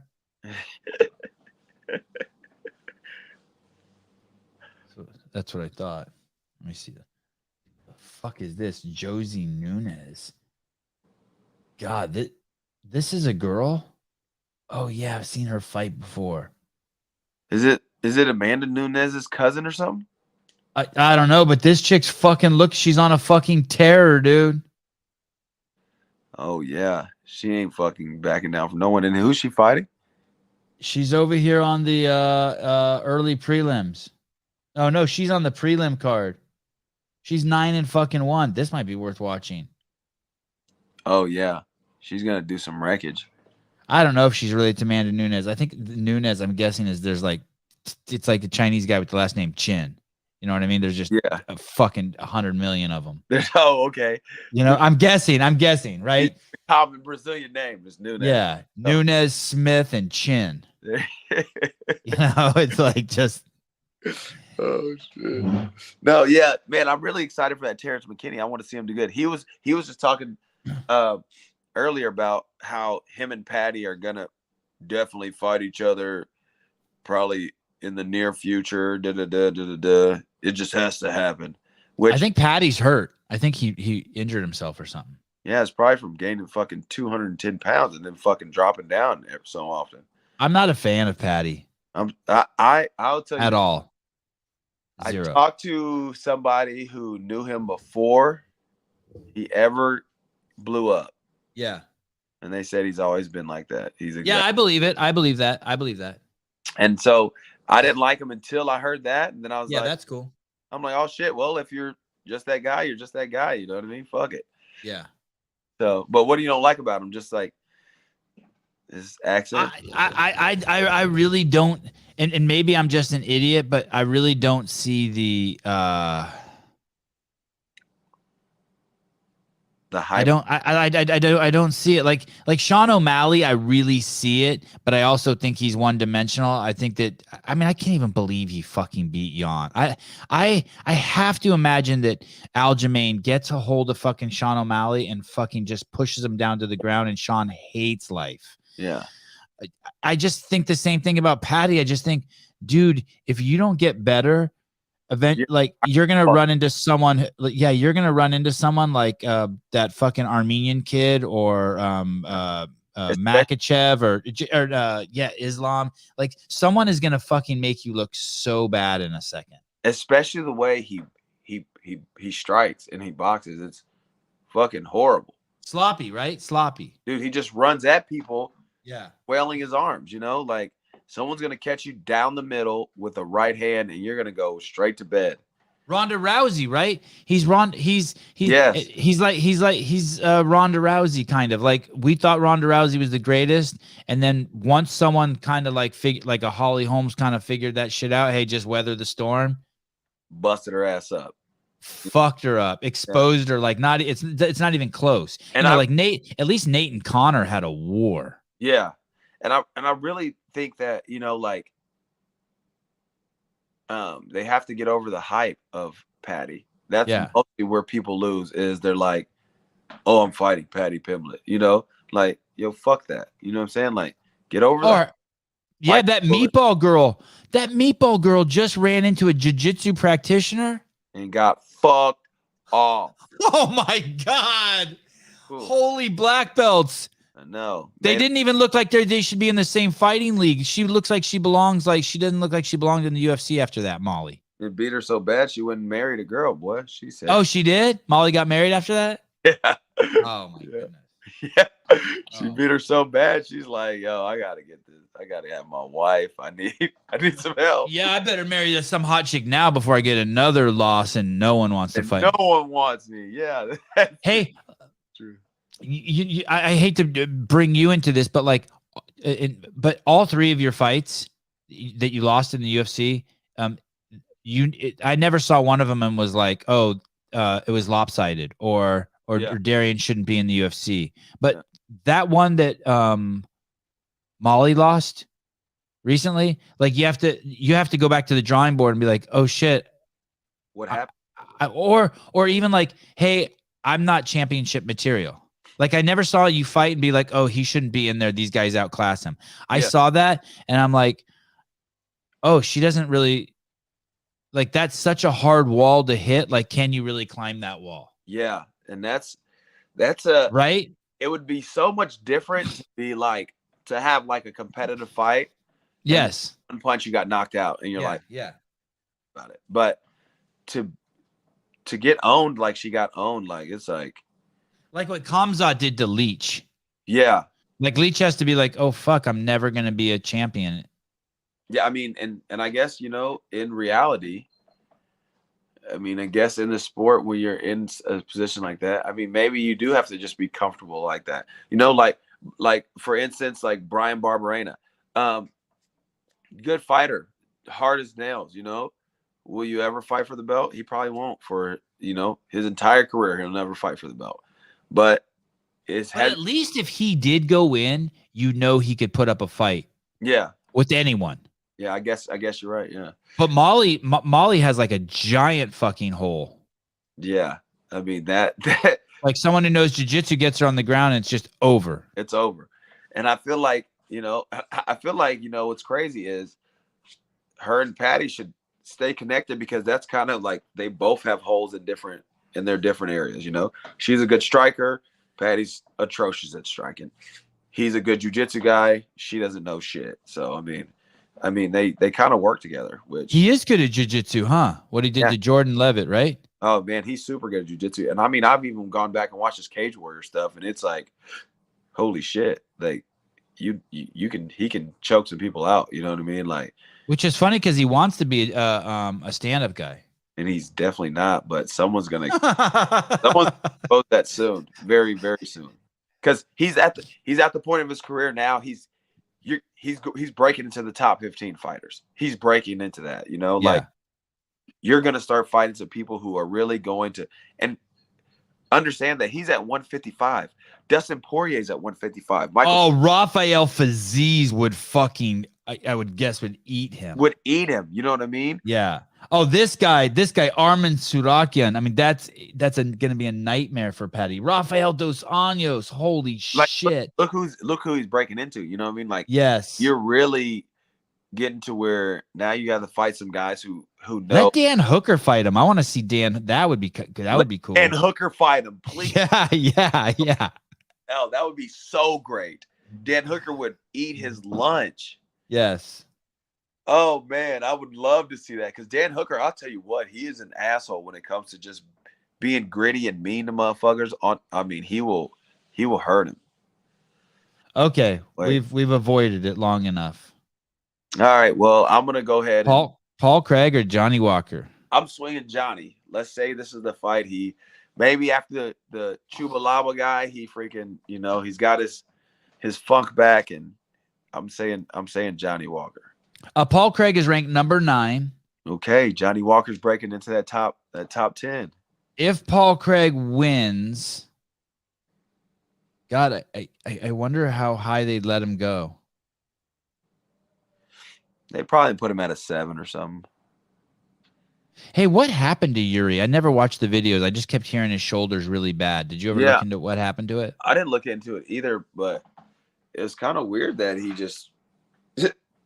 was the shortest champion reign ever. I feel like gosh. I think something really bad happened to it. Yeah, I don't even know. Have you ever heard that coffee doesn't actually give you energy? That it just blocks the tired receptors that go to your brain. Yeah, do you believe that? I think so, because I'm gonna let you know. And I drink coffee every day, don't get me wrong, but every time I have a cup of coffee, I want to take a nap. Yeah, I've experienced that before, but also sometimes when I drink coffee, I feel like I get amped. Yeah, but I guess it's okay here, which means it's not blocking me from getting tired. It's actually getting me amped. It might, yeah. And so I feel like when they say coffee and then they say those espresso shots, I think they're two different things. Okay. Like, coffee bean in itself is what I'm thinking they're saying blocks the tired receptors. But yeah, I feel like if you're doing like espressos where you're getting the shot of freaking, the espresso shots, I feel like, because I have felt that, if I drink something that has like an espresso shot in it, I'm like, whew, yeah, let's go do something, let me go walk, my heart open. My heart. Or I was gonna go work out and I got a workout and it picked, and then I do a shot of espresso. I'm like, oh, you know what? I'm gonna do a little Metcon here first. I'm gonna get 100 burpees in first, and I'm like, oh, I know that's the coffee talking. Yeah, definitely. And I've even feel my heart rate raise up a couple. Yes.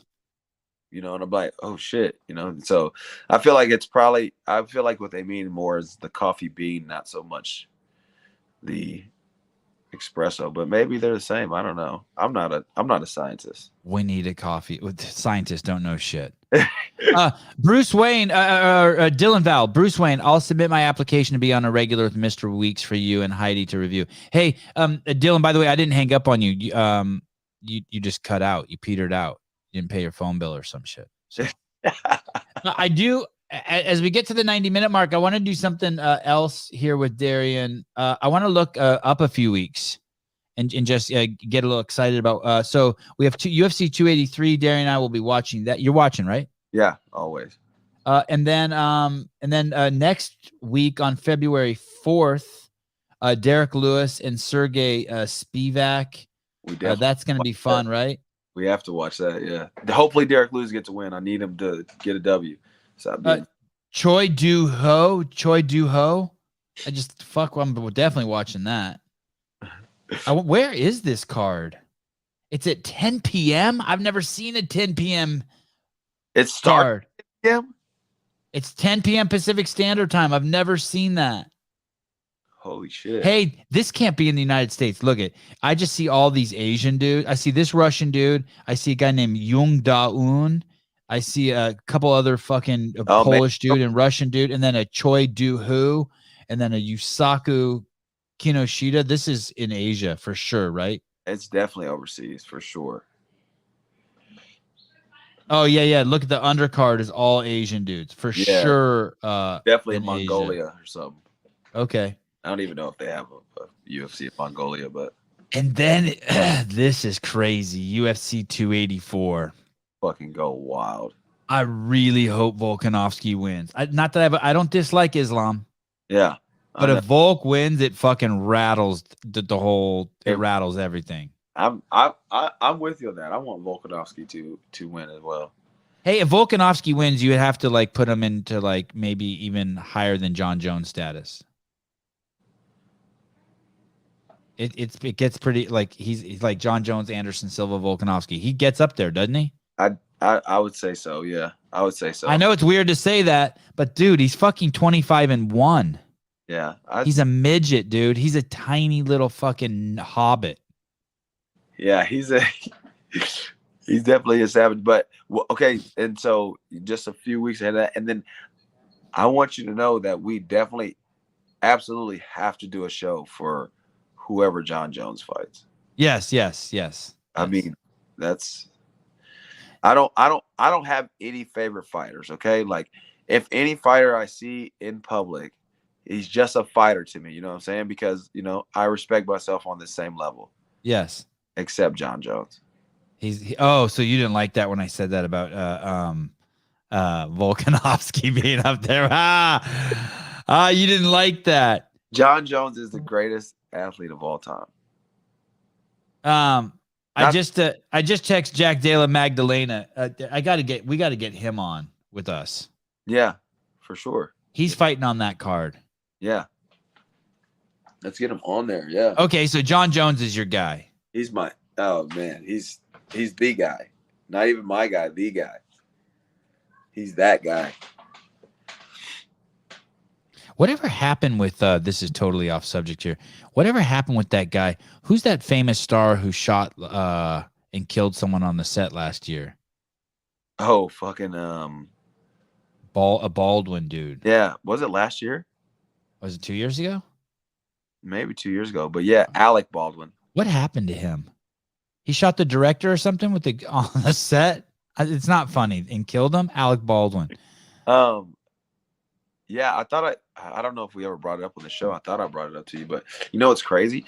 I think I definitely brought it up to you. The same guy, the same prop director who was on set when those real bullets got loaded into that gun and shot up Bruce Lee's kid. Yeah. It was the same prop director on that set. Are you fucking kidding me? Dead ass. Hey, how are you for time? What's up? Yeah, what are we gonna do? Okay, good. Okay, you're good for time because I want to look that up. But okay, so God, there's so much I want to talk about. We never finished the James Crouch, great James. So you think James Krause was doing So what should I type in? Baldwin and Bruce Lee? God, you got me all spun up. Baldwin. Check it out. Brandon Lee.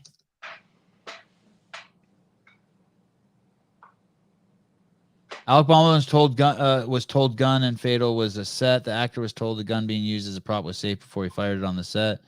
Brandon Lee was killed by a prop gun in 1993 before.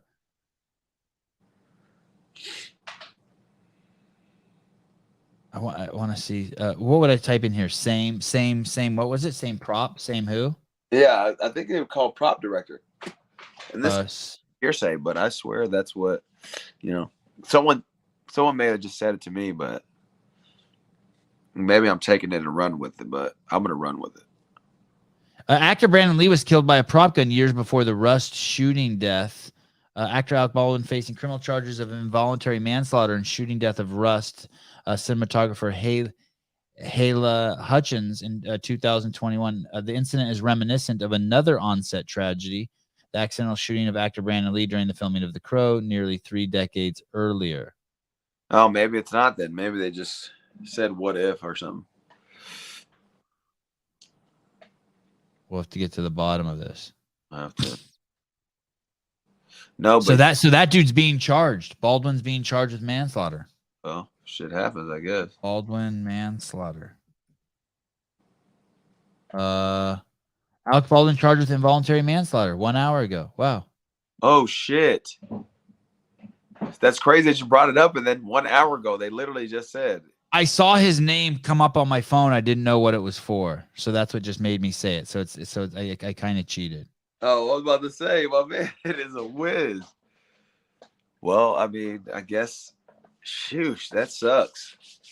Especially if it was an accident. If you accidentally, if he didn't, if he didn't know the gun was loaded, I'd kind of be pissed that I'm going down for this. He's a douche, but he's probably hates his life for accidentally killing someone. Oh, definitely. But the story with Krause. Sorry, go ahead. Yeah, James Krause. I mean, I feel I'm not gonna lie, I feel horrible that this has happened to him. Yeah, me too. But a friend of mine who knew Minor said that like, hey, that dude would fucking do anything for a fucking $1.50. He said, I don't hate the guy, but oh, really? That's what he said. He said he used to fight with them.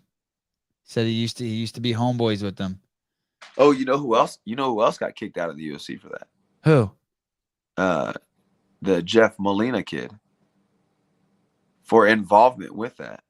With that specific event, the Minor Krause event? I don't know if it was with this specific event, but with the James Krause altogetherness, because they took his laptop as well, his cell phone, everything. The FBI took all of their stuff, all three of them. Oh, I think I got to look up Molina to see what he looks like. Oh, Jeff Molina? Yeah.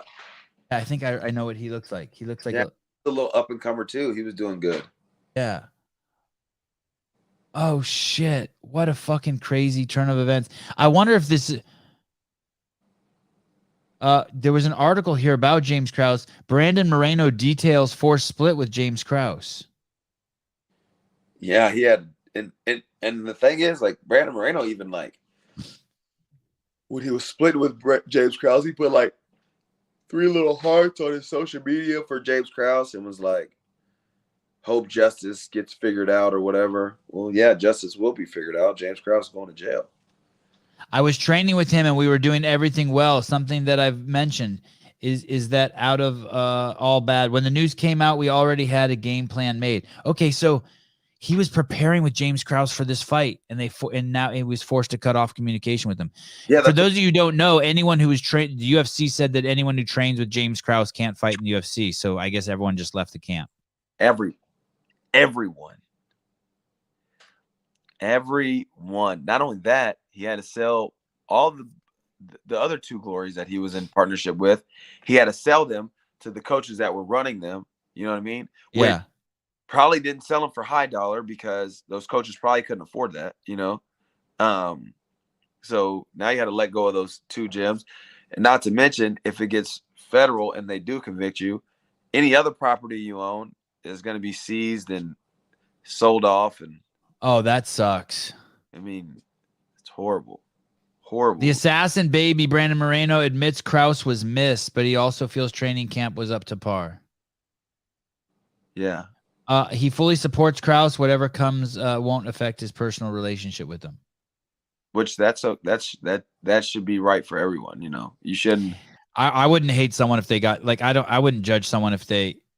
I'm not saying it's right or wrong, but like if I found out like my best friend was in a fucking like a gambling illegal gambling ring, it would do 0 to my feelings about him. 0. Like why would 0? Yeah, I would. And like. It's not like he slapped his bitch in Cabo San Lucas on New Year's Eve. Yeah, twice. And I love Dana. I ain't hating, but I'm a little more okay with gambling fraud than this guy cracking your honey. This guy freaking James Krause fucking what was I gonna say? Did you ever train with him? You did. Yeah, I did. I trained with him for quite a while, probably like 8 months, 9 months or so. At the beginning of my career, we never clicked, It was always just some like, I always felt like I was like a Crip walking into like The Bloods. neighborhood, you know what I mean? And they were like, "Oh, here comes this fucking Crip again," you know. So, we never. Really, I can't see you not clicking with anybody. I know that's what I thought too, but I mean, I don't. Maybe he was just like, I don't know. They just wouldn't let you in. They had a little circle and they just Yeah. he kept you at arm's distance. I was beating up a lot of his other guys, you know. I was getting the best of a lot of his guys, you know. Like Jason Witt, I was getting the best of him a lot. That he shouldn't be upset about that. Jason Witt was kind of always just like he just wanted to fight in the UFC. He didn't have any. At least I had him on the show, and he didn't seem like he didn't have championship aspirations. Yeah, you know, he was always one fight away from leaving. Period. You know, right? and Grant Dawson, a couple times we go together. I get the best of him. Trey Ogden, and it was just. It kind of irritated him, you know what I mean? And, you know, I went with James Krause before. The first time I ever went with James Krause, he definitely belittled me. He kneed me in the stomach. He punched me in the stomach. I felt like I was going to freaking throw up my heart. And in sparring? Yeah. But the second time I went with him, it went totally different. Totally different. And that even pissed him off even more, especially because, you know, I would get the advantage on him sometimes, and you know I wasn't even a pro yet, and that was just irritating the shit out of him. How could you tell it irritated him? Well, for one, after we got done with I could tell by the punches he's punching me with anyway in sparring. I'm like, oh, he's irritated. He's trying to hurt me, you know. But I've never been a person to run away from confrontation. So you know, I'd take him down. I'd hit him with an overhook, you know what I'm saying? I'd kick his leg, you know what I mean? We was putting it on each other. And I took him down, like, I think a couple more times than he wanted me to. I could definitely see. And I was holding his back a lot. And right after we got done with the match, he stands up. He's like, "Go weigh yourself." And I'm like, "What?" And he literally forces me to go into the room with the scale. And I get on the scale, and I'm like, at the time, probably like 189 pounds, maybe 190. And he's like, "Yeah, that's what I thought. Yeah, that's what it felt like. That's why he was getting the advantage." I'm like, "What?" Oh, shit.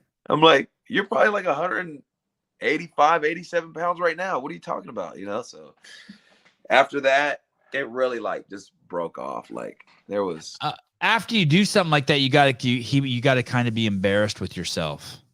Like, yeah, like if you yell at someone after they put a whooping on you, go weigh yourself. Like you just made an excuse. Period. You literally just gave yourself an excuse. Oh, yeah. I fight 155. He weighs 190. That's what. Get out of here, dude. Like, a professional in the UFC. Like, what? Yeah, yeah. But it was all right. I still had no hard feelings towards him. We talked many times after that. You know what I mean? Respectively to each other. You know what I'm saying? No hard feelings. Weren't good at training with each other for sure. Yeah. So it was all right. Well, thanks for coming on. It was a blast. Yeah, yep. It's so funny. I always have such low expectations for the UFC shows. I'm like, what do I know? Yeah. But you're the fucking man. You came on here and you're the man.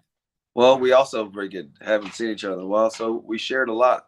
Yeah. Foot China's and all types of stuff. So yeah, we didn't. Yeah, we turned over every stone we could. Are you going to the shop today, the barbershop?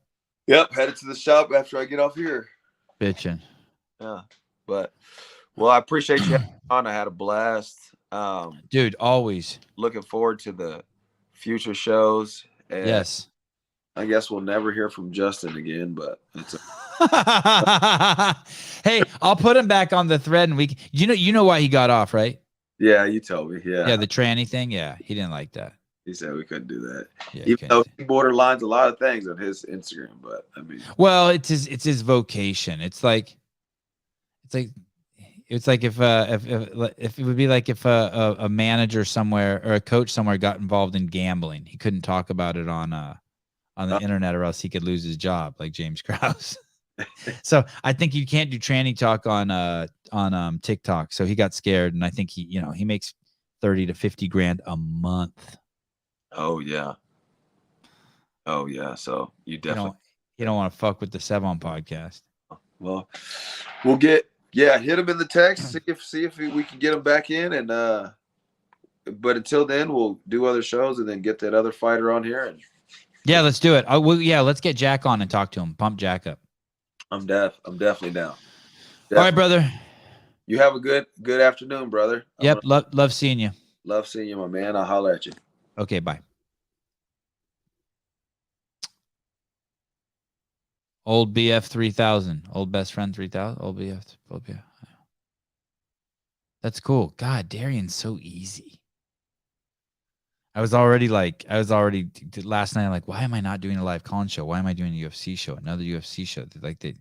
But I'm so glad we did. Now I'm pumped to watch the fights. Moral Spiegel, thanks, Darian. Yeah, it was cool. Oh, and Dylan. You think we need to get Dylan in here? Darian is awesome. Yeah, so cool. Heidi did fucking great when she was in here. I was fucking terrified of that. Afterwards, Caleb's like, hey, are you bummed that I brought Heidi in? I'm like, yeah, what the fuck are you doing? You didn't even fucking tell me, and you just bring Heidi in here? And I thought I was going to have to carry Heidi.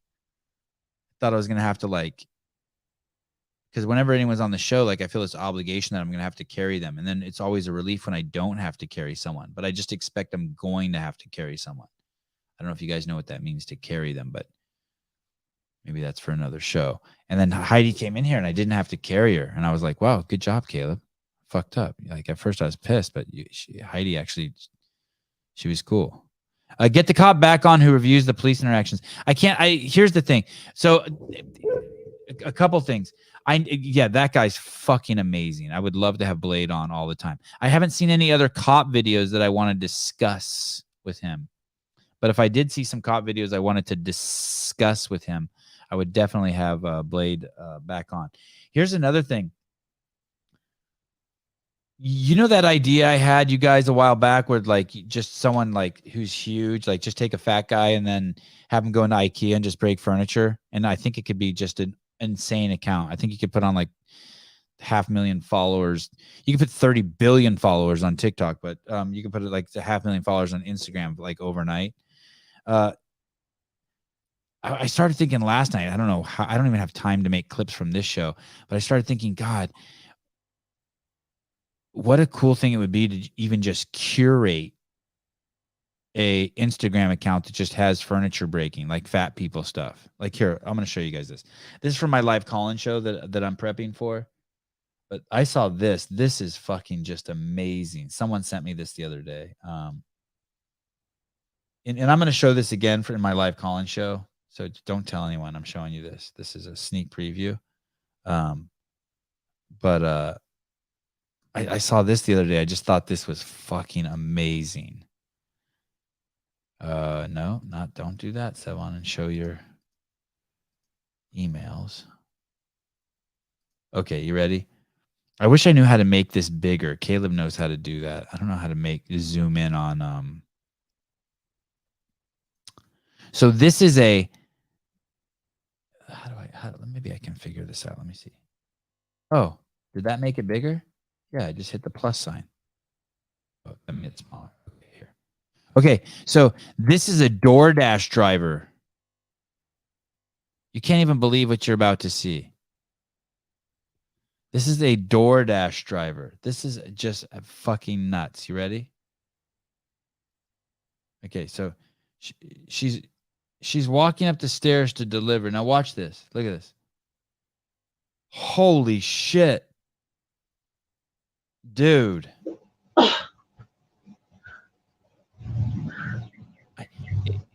It's the part at the end that I can't even watch. How, like, when she collapses, how her legs like how they come off the, like, I understand that, but then how the legs kind of just tumble off at the end. I don't even understand. I don't understand how that person survived that. When you're that heavy, not only do you have to fall, but then your weight has to also fall on. Oh my God.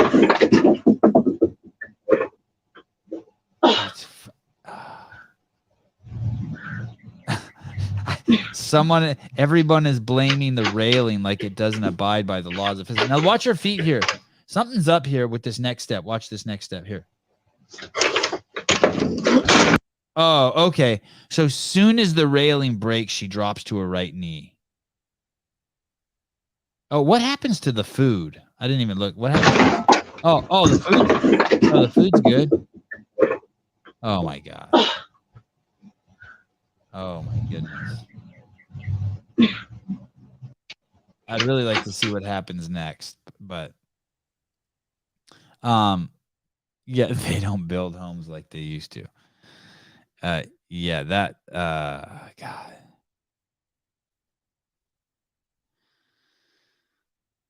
Okay, I can't stop laughing. I know it's terrible. I know, but there should be just a whole account of like giant humans breaking shit.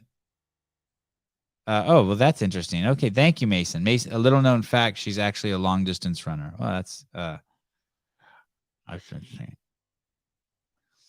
Oh my God, the nicest thing ever just was said to me, Sevon, the Daniel Tosh of YouTube. God, you're a good dude. Okay. Off to the skate park. Let me go inside first. I feel like I need to detox today. I had 2 margaritas last night. I just don't. I slept like ass. I enjoyed them. I had a spicy watermelon margarita and just a regular was like one. I say the word skinny when I order them, like thinking like it'll be less bad for you or something. Oh shit! Here we go. 1999. Okay. I'm trying to schedule a show with Brian Friend. Maybe it'll happen today. Maybe it won't. I'll talk to you guys later. Bye bye.